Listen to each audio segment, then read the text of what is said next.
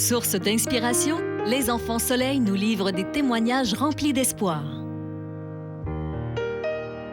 On est à Saint-Gérard-des-Laurentides où on a eu la chance de rencontrer Audrey Gélina, l'Enfant Soleil de la Mauricie.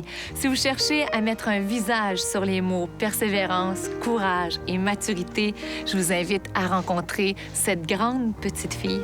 J'ai 13 ans. Ma maladie, c'est Rothman-Thompson. Les os fragiles,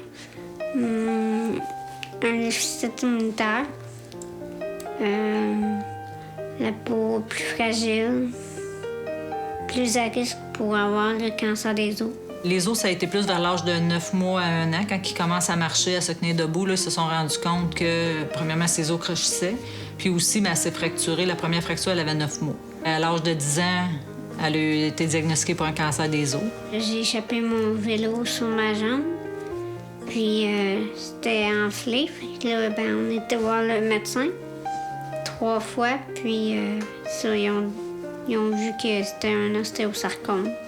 Ils m'ont amputé parce que c'était la meilleure solution pour que je remarche après. Puis moi, j'étais d'accord avec ça. La chimio, là. La chimio, ça a été quand même assez dur. Mais Audrey, elle se plaignait jamais. J'étais en rémission depuis 3 ans. Audrey, c'est une petite fille énergique. Puis elle est courageuse, tu sais, elle est patiente. J'ai eu une idée avec mon ami l'année passée de ramasser des sous. Puis on a fait des activités. Combien de sous t'as donné, t'en rappelles-tu? 1423. Et qu'est-ce que tu voudrais faire dans la vie? Peut-être animatrice radio. Bien, il faut donner des sous.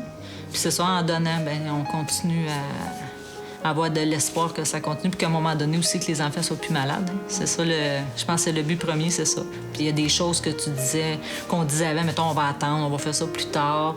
À cette heure, on le voit plus comme ça. On a le goût de faire quelque chose, c'est là, on le fait. Le moment où Audrey va bien, on le fait. Opération Enfants Soleil salue le courage et la détermination de tous les enfants malades du Québec.